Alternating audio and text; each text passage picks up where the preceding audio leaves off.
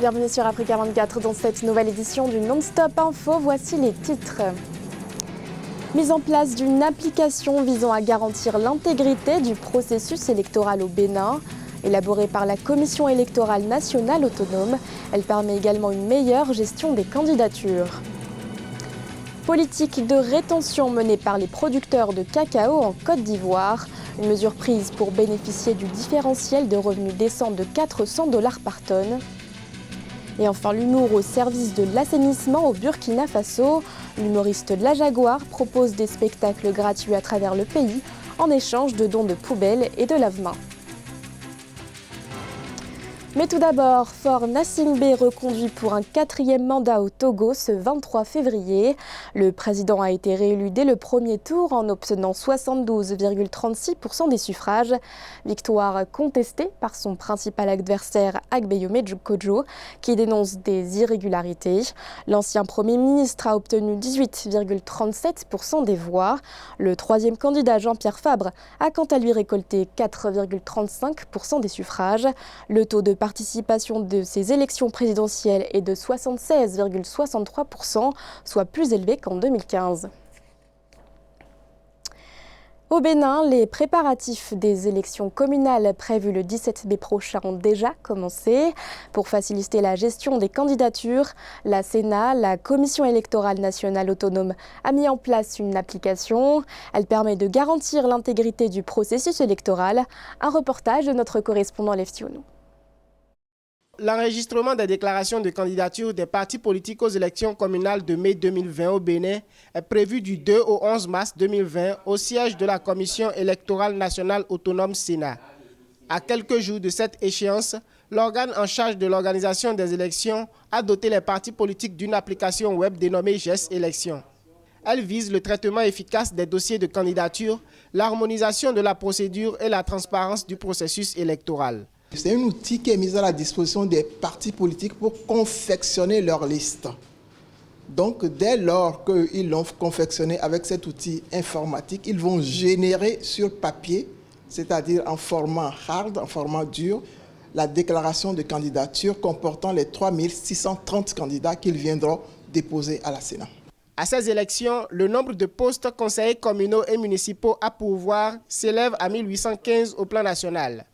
Selon le code électoral, chaque parti politique devra présenter 1815 candidats titulaires et 1815 suppléants dans les 546 arrondissements du pays, soit un total de 3630 dossiers. Si on doit centraliser tout ça là, au niveau de Cotonou, physiquement, ce n'est pas simple. Donc on demande au cadre de la Sénat de bien vouloir, avec nos techniciens, voir dans quelle mesure la procédure doit être simplifiée, vraiment très simplifiée pour que ça soit digeste. Il faut nous assurer qu'il est possible, à travers cette application, d'importer les données qui sont déjà au niveau des partis pour faciliter la continuation du travail. Selon les responsables de la Sénat, l'application web dénommée GES Élections présente des caractéristiques et fonctionnalités fiables et sécurisées. En Côte d'Ivoire, les producteurs de cacao mènent une politique de rétention. Ils veulent bénéficier du différentiel de revenus décents de 400 $ par tonne qui doit s'appliquer à la prochaine récolte, soit le 1er octobre prochain. Une mesure qui permettrait d'augmenter le revenu et les conditions de vie des producteurs de cacao. Les précisions de Ameneji.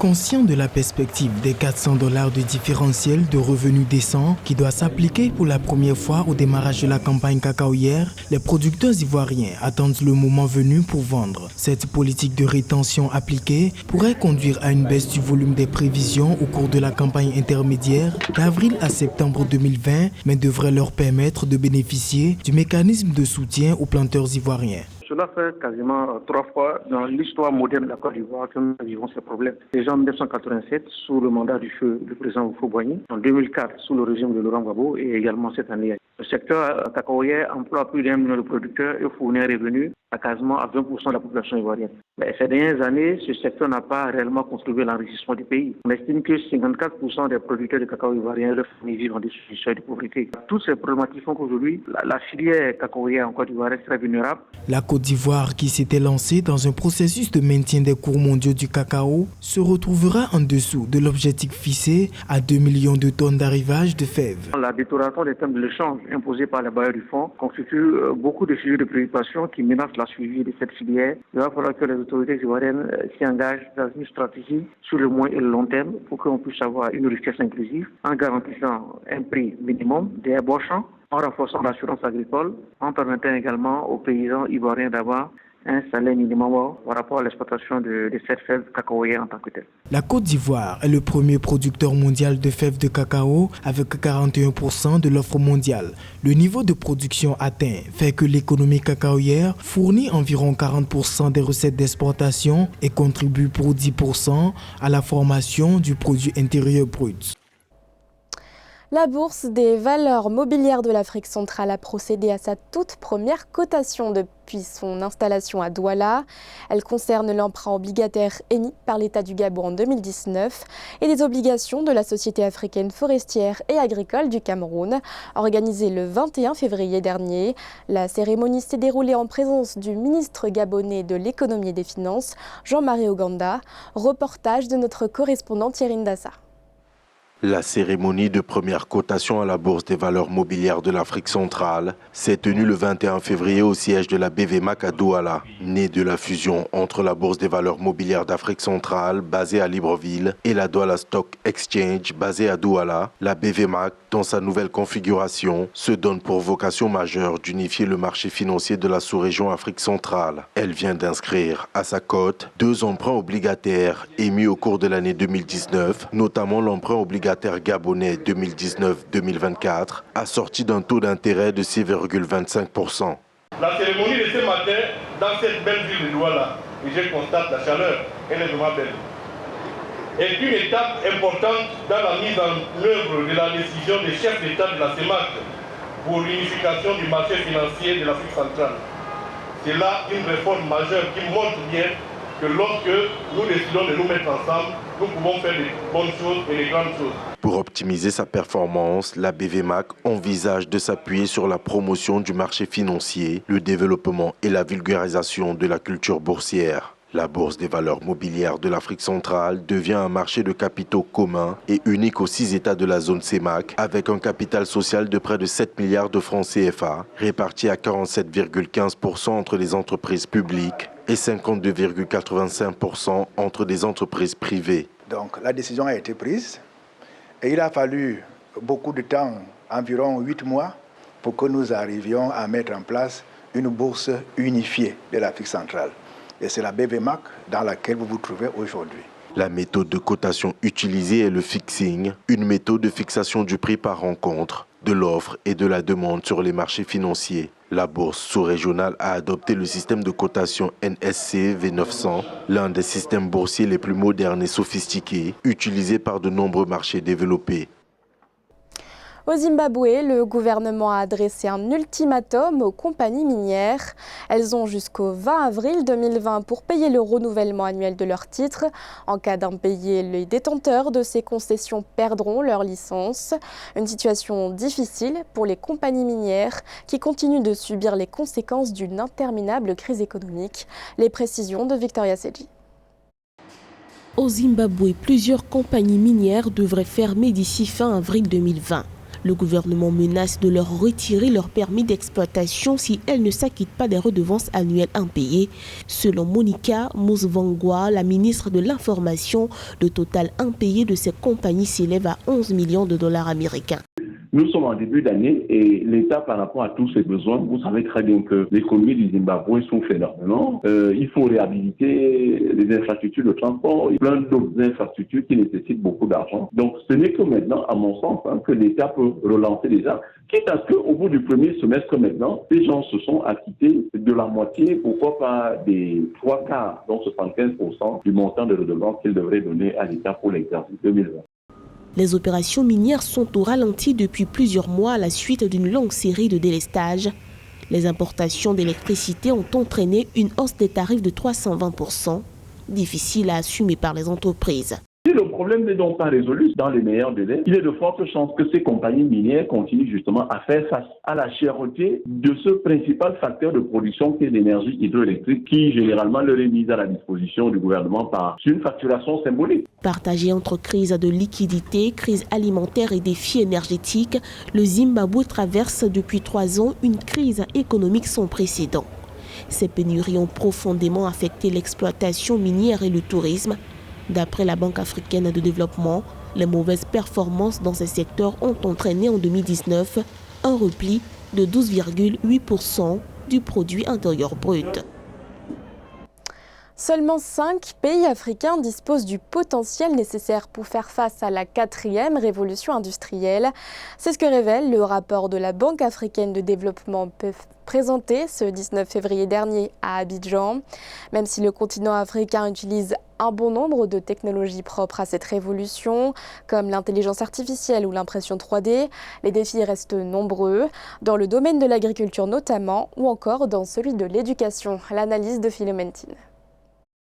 L'Afrique, seul continent à ne pas avoir expérimenté le modèle de croissance par l'industrialisation selon la Banque mondiale.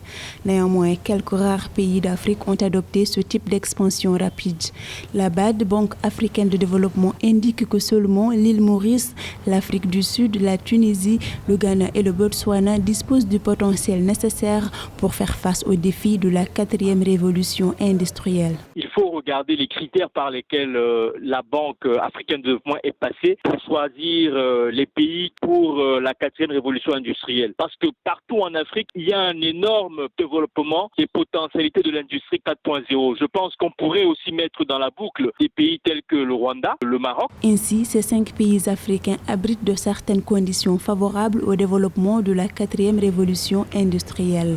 Avec un capital humain bien formé dans le domaine des technologies et des infrastructures technologiques répondant aux normes, ils ont lancé un programme tiré par des investissements dans la transformation industrielle. Dans la plupart des grands pays africains, Nigeria, Cameroun, Côte d'Ivoire, vous avez quelques niches qui commencent à se développer en termes, par exemple, de capacité à monter des drones, à travailler avec le big data, à promouvoir tout ce qui est digitalisation, dématérialisation. On peut reprocher, de mon point de vue, à cette étude d'avoir eu des critères extrêmement restrictifs. La part de l'Afrique dans la manufacture mondiale n'est que de 1,9% environ, d'après la BAD. Cependant, ce retard en matière d'industrialisation du continent pourrait bien être comblé avec la 4e révolution industrielle qui implique l'introduction de la technologie dans les différents secteurs d'activité. Un spectacle, une ville propre, c'est le concept imaginé par l'humoriste La Jaguar au Burkina Faso. Il vise à promouvoir l'assainissement et l'hygiène. L'initiative prévoit des spectacles d'humour gratuits en échange d'un don d'une trentaine de poubelles et de lave-mains. Reportage de notre correspondant Jean-Paul Ouedraogo.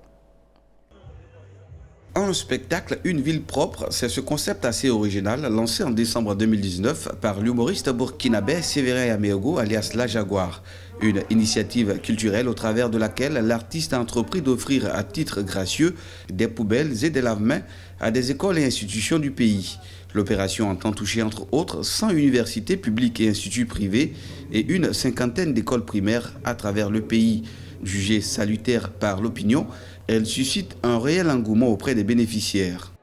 C'est à la fois une initiative qui nous interpelle à faire plus d'efforts de notre côté pour qu'ensemble nous puissions laisser un bel héritage à la génération à venir. L'initiative pour un début est réalisée sur fonds propres. Chaque étape, à l'instar de celle-ci, est assortie d'un don d'en moyenne une trentaine de poubelles et de lave-mains.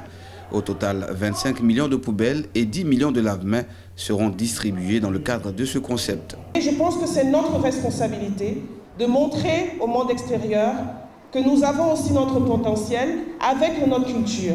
Et je voudrais aussi que vous mettiez dans votre tête que ce n'est pas parce qu'on est pauvre que l'on est sale. Je dirais que les dévanciers ont fait ce qu'ils devaient faire. Nous, notre génération, on doit penser autrement et amener les uns et les autres à savoir qu'on doit réfléchir projet et chacun investir dans un domaine donné.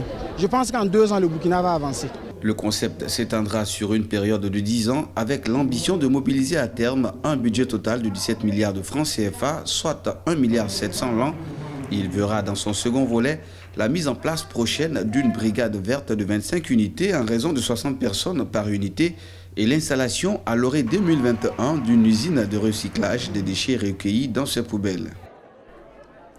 Ce journal a été réalisé par l'ensemble de la rédaction. Merci de votre fidélité.